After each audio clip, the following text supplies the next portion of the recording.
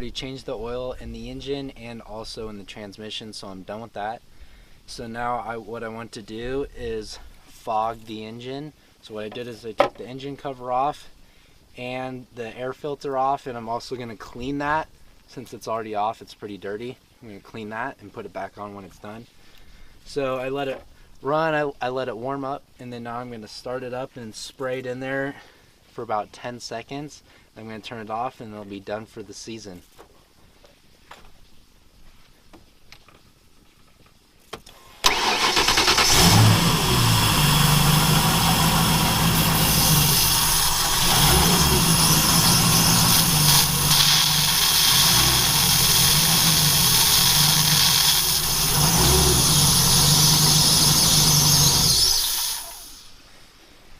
Alright, now that we got in the carburetor, actually fuel injection system, we're going to not let it run until we start it for the next time. Alright, so now we turned off the engine. We're not going to start it until the spring.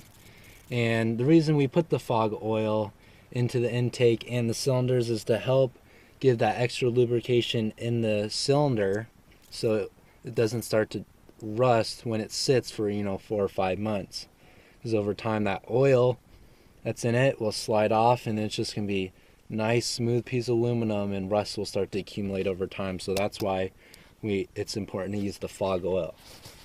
So we take off the spark plug wire, unscrew it, take off the spark plug, and just for about 3 seconds or so you want to spray it in there. 1, 2, 3.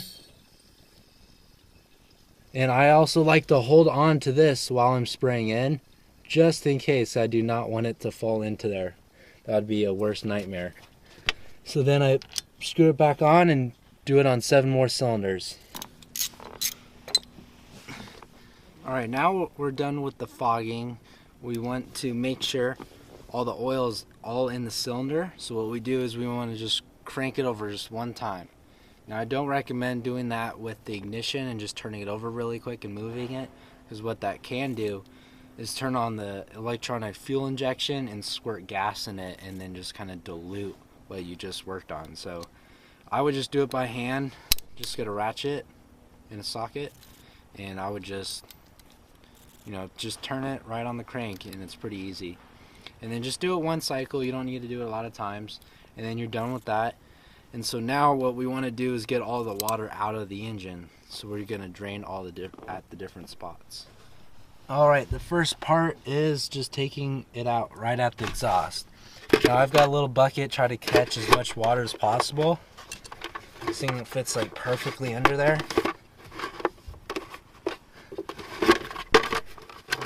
Just like that.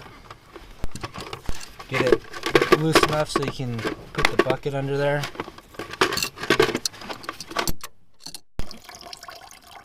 Now I already put new electrical tape on it, so I'm just going to put the plugs back in. Let all the water drain out, and then put the plug back in.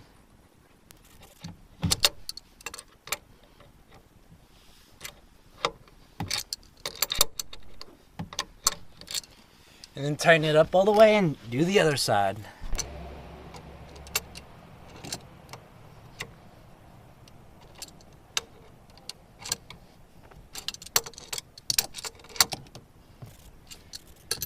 Now we do the ones on the engine block.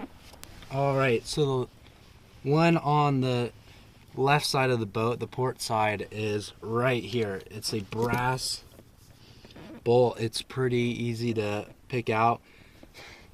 All you gotta do is unscrew it. Unfortunately, I can't get a bucket under there, so I'll just have to drain down to the hole and out of the boat.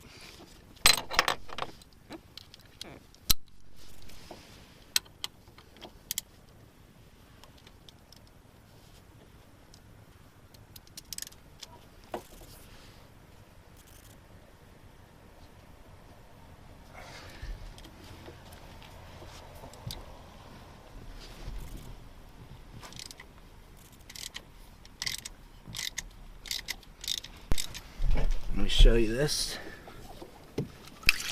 right here.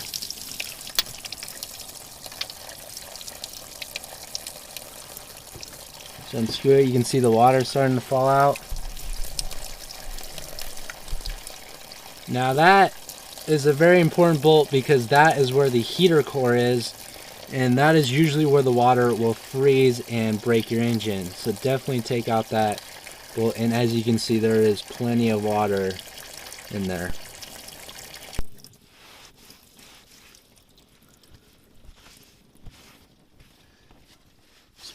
Just try to keep all the water off the boat. You want to try to keep it as dry as possible. Basically all the water you're going to get out of it. Just plug your...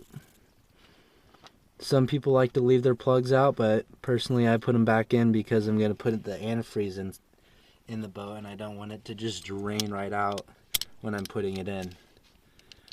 Tighten it back up.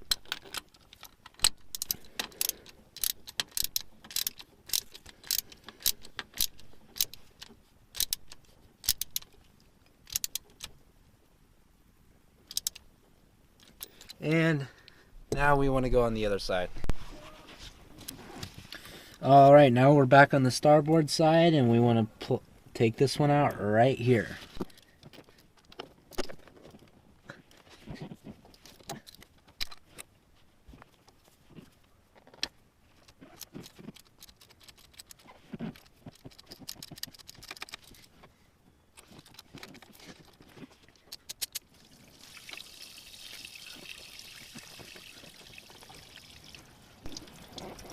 Once again, let all the water drain out. Not as much as the other side, but wait for all that water to come out. Alright, it about stops, so just put the plug back in. Threads look a little gunky, so I'm going to clean those out a little bit. They actually look pretty bad. I'm going to clean them out real quick and put this back in.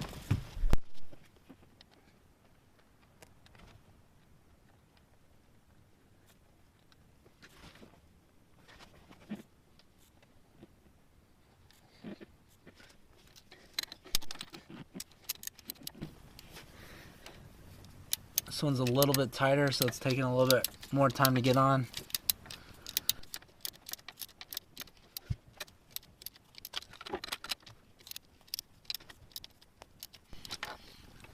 All right. You are at the driver's seat, and we're pointing towards the back of the boat, and we're at the front of the engine.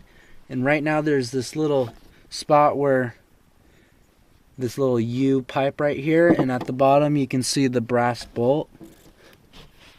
I don't know if you can see it, but it's right there at the bottom.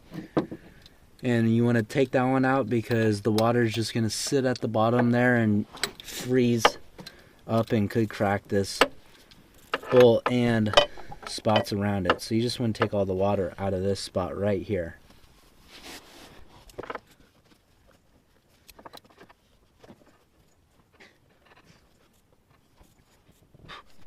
Alright, took the bolt out.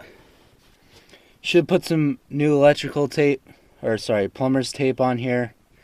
It's looking pretty gunky and bad, so I'm going to put some new electrical tape on there and put it back on. Alright, now I got fresh plumber's tape on them, so I'm going to just put them back on.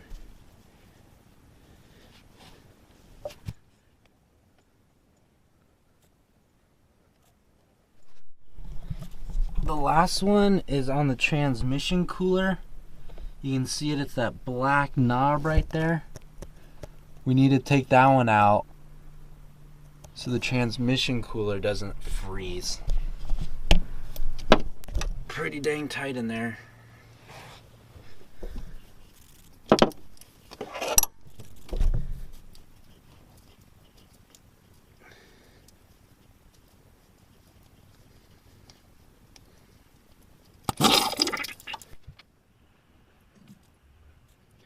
Also, this bolt is pretty gunky, so I'm going to go clean it out, clean the threads, and also put some new plumber's tape on there so it doesn't mess the threads on the transmission cooler and helps prevent leaks.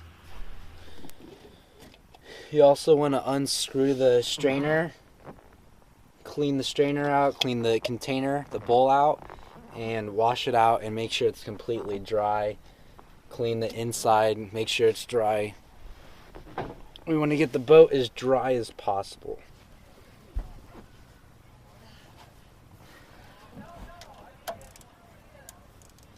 Now we are pouring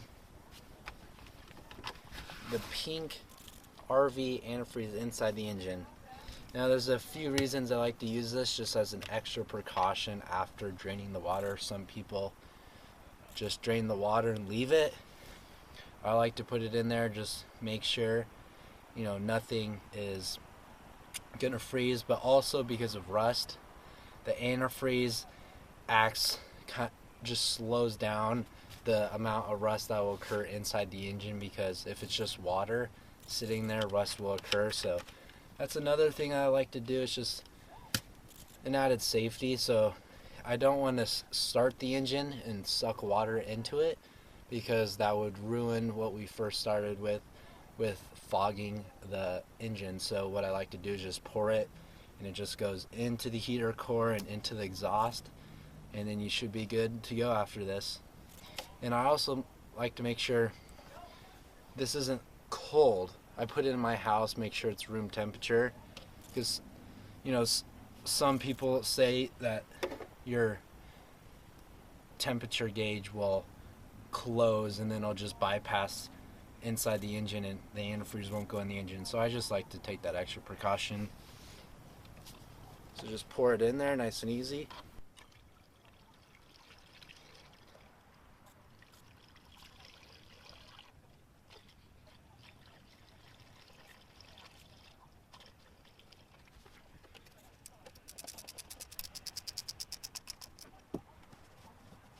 Dry as possible. We don't want to make it all mildewy over the winter. So just make sure you're trying to spill as least as possible in the boat, and if you do, use a towel to clean it up.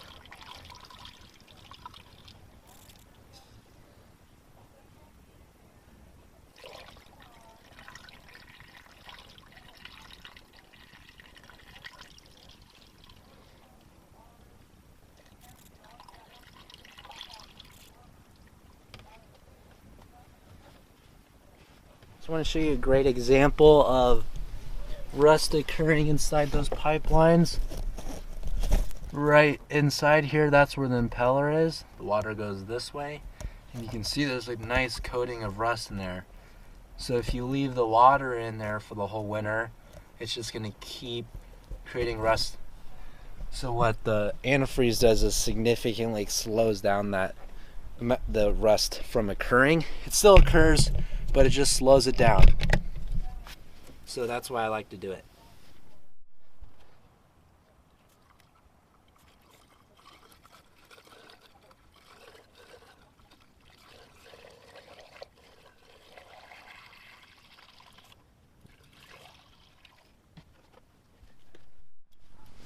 Last thing I like to add is use WD-40 on any corrosion or if you see any rust. It just helps give an extra layer of protection with some moisture that occurs. So here's a great example.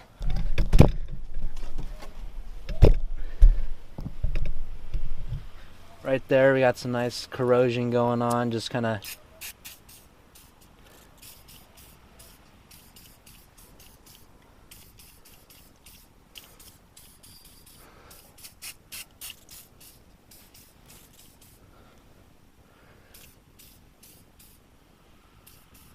you have a nice layer on there.